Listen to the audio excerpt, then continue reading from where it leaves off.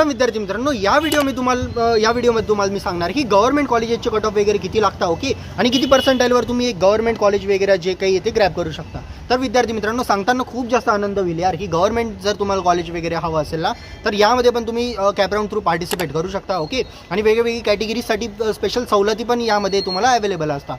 तर मी तर तुम्हाला सजेस्ट करेल की जर तुमची कॅटेगरी SC असेल, ST असेल, NT असेल, तर तुम्हाला एकदम मिनिमम फीज असते. SC आणि STला तर फीस पण नसते, ओके, आणि VG कॅटेगरीला पण खूप जास्त आरक्षण असतं. तर विद्यार्थी मित्रांनो, तुम्ही एक ट्राय करू शकता गव्हर्नमेंटमध्ये. हां, नक्कीच तुम्ही ट्राय करा, तर इथे पण तुमचा फायदाच आहे.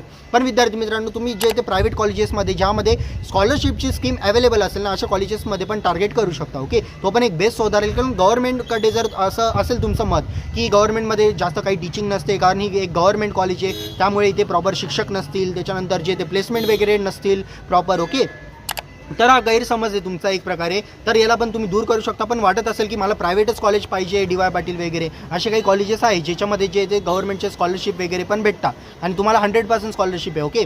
मग फक्त रेंटचा खर्च, रूम वगैरे त्याचा खर्च तर नॉर्मली तुम्हाला कुठे पण लागणारच आहे, तर त्या ठिकाणी तुम्ही पण ट्राय करू शकता, ओके. तर SC आणि STसाठी एक बेस्ट ऑफर मी तुम्हाला सांगितली आहे. आता वळूया म्हणजे आपण ओपन कॅटेगरी असेल, SC BC असेल, OBC असेल, तर या कॅटेगरीच्या स्टुडंटला EWS असेल तर ॲटलीस्ट 50% तरी तुम्हाला फीस पे करावे लागते, ओके. पण गव्हर्नमेंट जर कॉलेज भेटलं तर तुम्हाला खूप जास्त फायदा होईल इथे. तर विद्यार्थी मित्रांनो, गव्हर्नमेंट कॉलेजसाठी जर कट ऑफ वगैरे बघितला ना, तर ओपन कॅटेगरीसाठी हा कट ऑफ जे ते 95+ जातो, ओके. कोणते पण गव्हर्नमेंट कॉलेज बघा, जर CS IT टेक ब्रांचेस वगैरे पाहिजे असेल 95+, आणि नॉन टेक पाहिजे असेल तर 92 93+ याचे कट ऑफ वगैरे जात असतात, ओके.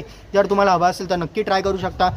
जर कॅटेगरीच्या मुलांचं बघायचं गेलं की कोणत्या SC कॅटेगरी, NT, त्याच्यानंतर जे ते SC VG कॅटेगरीचे असतील, NT1, NT2, NT3 category, NT4, okay, तर या कॅटेगरीचे स्टुडंट असतील तर तुमचा पण 95+ तुमच्यासाठी पण टेक ब्रांचेससाठी कट ऑफ जाईल आणि 90+ तुमच्यासाठी जे ते नॉन टेकसाठी कट ऑफ जाईल, ओके.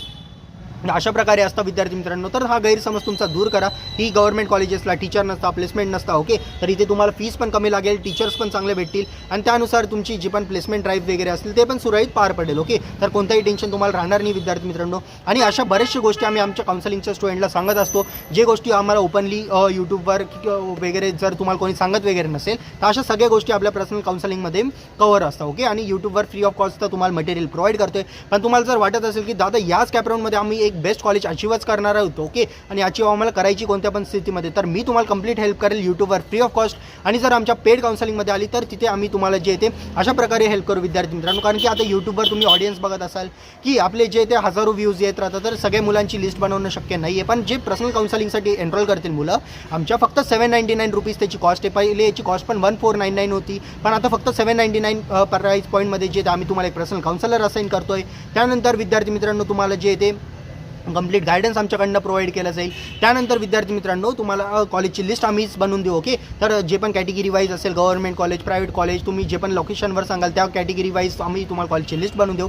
तुमच्या पर्सेंटाईल अकॉर्डिंग, JEEच्या पर्सेंटाईल अकॉर्डिंग एक प्रेफरन्स लिस्ट आम्ही तुम्हाला बनवून देऊ, ओके. सेम लिस्ट तुम्ही ऑप्शन फॉर्ममध्ये फिल करायची आहे आणि तुम्ही रिझल्टच्या दिवशी नक्कीच आम्हाला येऊन थँक्यू बोलाल की पियुष दादा खूप जास्त थँक्यू, तुमची लिस्ट दिली, तुम्ही जी लिस्ट दिली त्यामुळे आम्हाला एक चांगलं कॉलेज, एक बेस्ट कॉलेज पर्सेंटाईलवर लागलं, ओके विद्यार्थी मित्रांनो.